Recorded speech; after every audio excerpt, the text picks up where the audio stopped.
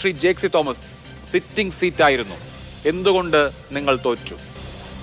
അതൊരു പുതിയ ചോദ്യമായി ഈ ചർച്ചയിൽ പ്രസക്തജനകമായി ഉന്നയിക്കപ്പെടേണ്ടതുണ്ടോ എന്നൊരു സംശയം ആദ്യമേ തന്നെയുണ്ട്. ഞാൻ മനസ്സിലാക്കുന്നു തെരഞ്ഞെടുപ്പ് പരാജയത്തിൻ്റെ പ്രഖ്യാപനാനന്തരം ഈ പരാജയത്തോട് പ്രതികരിച്ചുകൊണ്ട് ഇടതുപക്ഷ ജനാധിപത്യ മുന്നണിയുടെ സ്ഥാനാർത്ഥി, അതിനുശേഷം CPIMൻ്റെ സംസ്ഥാന സെക്രട്ടറി ഇവരാകെ നടത്തിയ താരതമ്യേന വിശദമായ വാർത്താസമ്മേളനങ്ങളിൽ പ്രതികരണങ്ങളിൽ തെരഞ്ഞെടുപ്പ് സംബന്ധമായിട്ടുള്ള ഇടതുപക്ഷത്തിൻ്റെ CPIMൻ്റെ ആദ്യ പ്രതികരണമുണ്ട്. പരാജയത്തിലേക്ക് നയിക്കാൻ ഇടയുണ്ടായിട്ടുള്ള പൊതുകാരണങ്ങളെ സംബന്ധിച്ചും അതിൻ്റെ വിശകലനങ്ങളെ സംബന്ധിച്ചൊക്കെ അവർ വ്യക്തമാക്കിയിട്ടുണ്ട്.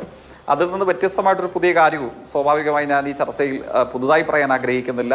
ഇടതുപക്ഷ ജനാധിപത്യ മുന്നണിയെ സംബന്ധിച്ചിടത്തോളം ഒരു ഉറച്ച കോട്ട അല്ലെങ്കിൽ ഒരു ഉറച്ച മണ്ഡലം എന്ന പ്രതീതിയുള്ള ഒരു സ്ഥലമേ ആയിരുന്നില്ല നിലമ്പൂർ. പലർക്കും അറിയാമെന്നുണ്ട്.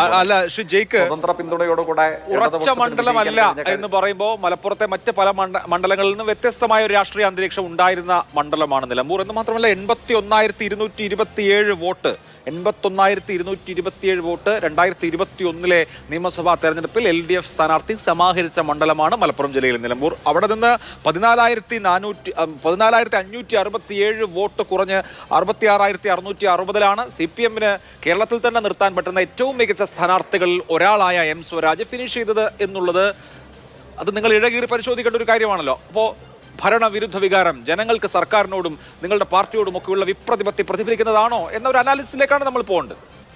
തീർച്ചയായിട്ടും ചർച്ചയുടെ ഒരു തുടർച്ചയിൽ അത്തരം സമഗ്രമായ വിശകലനങ്ങളിലേക്ക് നിർബന്ധമായി നമുക്ക് പോകേണ്ടതായി വരുമല്ലോ. അപ്പോൾ പോവുക തന്നെ ചെയ്യാം. എനിക്ക് അക്കാര്യത്തിൽ അഭിപ്രായ വ്യത്യാസമൊന്നുമില്ല. പിന്നെ അങ്ങ് ഇവിടെ സൂചിപ്പിച്ച കാര്യം ഭാഗികമായി ശരിയാണ്. സംസ്ഥാനത്തെ CPIMനെ സംബന്ധിച്ചിടത്തോളം ഏറ്റവും ചുറുചുറുക്കുള്ള ഊർജ്ജസ്വലനായ സ്ഥാനാർത്ഥിയാണ് നിലമ്പൂർ നിയോജക മണ്ഡലത്തിൽ ഇടതുപക്ഷ ജനാധിപത്യ മുന്നണി മത്സരിപ്പിച്ചിട്ടുണ്ടായിരുന്നത്. ഈ പരാജയത്തിൽ ഒരു പരാജയത്തിൻ്റെ സ്വാധീനം അംഗീകരിക്കുന്നില്ല എന്ന് ചോദിച്ചാൽ മറ്റേത് ജനപതിയും എന്നതുപോലെ തന്നെ ഈ ജനപതിയും അംഗീകരിക്കപ്പെടുക തന്നെ ചെയ്യും, തർക്കമേതുമില്ല. ഇതിൽ നിന്ന് പാഠം ഉൾക്കൊണ്ടേണ്ടതുണ്ടോ, തിരുത്തലുകൾ വരുത്തേണ്ടതുണ്ടോ? പാഠം ഉൾക്കൊണ്ടേണ്ടതും തിരുത്തലുകൾ വരുത്തേണ്ടതുമുണ്ടെങ്കിൽ അത്തരം കാര്യങ്ങളിലേക്ക് ഇടതുപക്ഷ ജനാധിപത്യ മുന്നണി പാർട്ടി എന്ന നിലയിൽ CPIM പ്രവേശിക്കുകയും ചെയ്യും. പക്ഷേ ഈ ഒരു താൽക്കാലിക തെരഞ്ഞെടുപ്പ് വിജയത്തെ മുൻനിർത്തി സംസ്ഥാന സർക്കാരിൻ്റെ അവങ്കുരമുള്ള വികസന യാത്രകളുടെ ഭാഗമായ തുടർഭരണം അതിനി അപ്രസക്തമായിരിക്കുന്നു, അപ്രായോഗികമായിരിക്കുന്നു, അല്ലെങ്കിൽ ജനവിരുദ്ധതയുടെ ഒരു ഉദാഹരണമായി അല്ലെങ്കിൽ സർക്കാർ വിരുദ്ധതയുടെ ആകെയുള്ള കേരളീയ പ്രതീകമായി നിലമ്പൂർ ഉപതെരഞ്ഞെടുപ്പിൻ്റെ റിസൾട്ട് വിലയിരുത്തണം എന്ന് UDFും മറ്റാളുകൾ ആരെങ്കിലും ആവശ്യപ്പെട്ടാൽ അതിനോട് ഞങ്ങൾക്ക് കടുത്ത അഭിപ്രായ വ്യത്യാസമുണ്ട് എന്നുള്ളതാണ്. അത് ഞാൻ സൂചിപ്പിച്ചതുപോലെ ഇതിനോടകം തെരഞ്ഞെടുപ്പ് സംബന്ധമായ പ്രതികരണങ്ങൾ ആരാഞ്ഞ മാധ്യമ പ്രവർത്തകർക്ക് മുമ്പിൽ ഇതിനോടകം വ്യക്തമാക്കപ്പെട്ടിട്ടുള്ളതുമാണ്.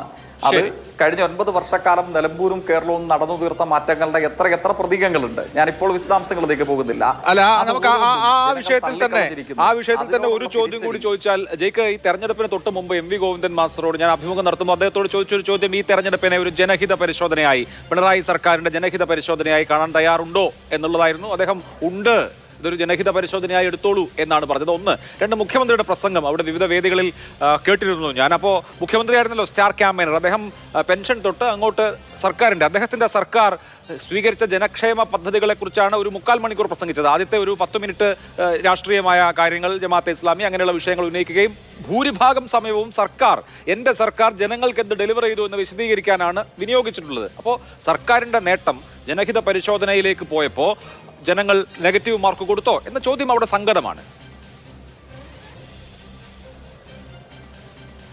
തീർച്ചയായിട്ടും അത്തരം ചോദ്യങ്ങളോട് സുചിന്തിതമായി സുവ്യക്തമായി തന്നെ സംശയങ്ങൾക്കിടമില്ലാത്ത വണ്ണം തന്നെ ഇടതുപക്ഷ ജനാധിപത്യ മുന്നണിയുടെ നേതാക്കന്മാരാകെ പ്രതികരിച്ചിരുന്നു. ഉപതെരഞ്ഞെടുപ്പുകളുടെ സമീപകാല ചരിത്രം ഏതെടുത്ത് പരിശോധിച്ചാലും 2019 പാർലമെന്റ് തെരഞ്ഞെടുപ്പാനന്തരമുള്ള വട്ടിയൂർക്കാവ്, കോന്നി, അരൂര് എന്നിങ്ങനെയുള്ള പാല എന്നിങ്ങനെയുള്ള ഉപതെരഞ്ഞെടുപ്പുകളായാലും 2024 പാർലമെന്റ് തെരഞ്ഞെടുപ്പാനന്തരം പുതുപ്പള്ളി, പാലക്കാട്, വയനാട്, അതോടൊപ്പം ഇപ്പോൾ വന്നിട്ടുള്ള ഈ നിലമ്പൂർ ഉൾപ്പെടെയുള്ള ഉപതെരഞ്ഞെടുപ്പുകൾ ഏതെടുത്ത് പരിശോധിച്ചാലും ഇടതുപക്ഷ ജനാധിപത്യ മുന്നണി സംവേദനക്ഷമതയോടുകൂടെ പ്രചരിപ്പിക്കാൻ ആഗ്രഹിച്ചത് അത്രയും കഴിഞ്ഞ സുദീർഘമായ കാലയളവിൽ ഗവൺമെന്റിന്റെ നേട്ടങ്ങളെ സംബന്ധിച്ചാണ്. സർക്കാർ 5 അല്ലെങ്കിൽ 9 വർഷക്കാലം നടപ്പിലാക്കി തീർത്ത മാറ്റങ്ങൾ, അതിൻ്റെ പ്രത്യേകതകൾ എന്തൊക്കെയാണ്, അത് കേരളത്തിൻ്റെ പ്രത്യേകമായ രാഷ്ട്രീയ പരിസരത്തിൽ എങ്ങനെ അത്ഭുതാവഹമായ മുന്നേറ്റമായി മാറ്റി തീർത്തപ്പെട്ടിരിക്കുന്നു. ഇന്ത്യൻ കാലാവസ്ഥയിൽ എന്തുകൊണ്ട് കേരളം ഗംഭീരമായ മുന്നേറ്റങ്ങളുടെ ഒരു ട്രാക്ക് റെക്കോർഡ് സ്വന്തമാക്കിയിരിക്കുന്നു, ഇതിനെ വിശദീകരിക്കാൻ തന്നെയാണ് ഞങ്ങൾ ശ്രമിച്ചിട്ടുള്ളത്. നിലമ്പൂർ ഉപതെരഞ്ഞെടുപ്പാവട്ടെ അതിൻ്റെ ഒരു ക്ലാസിക്കൽ ഉദാഹരണമായി കേരള രാഷ്ട്രീയ ചരിത്രത്തിൽ നിലനിർത്തുകയും ചെയ്യും.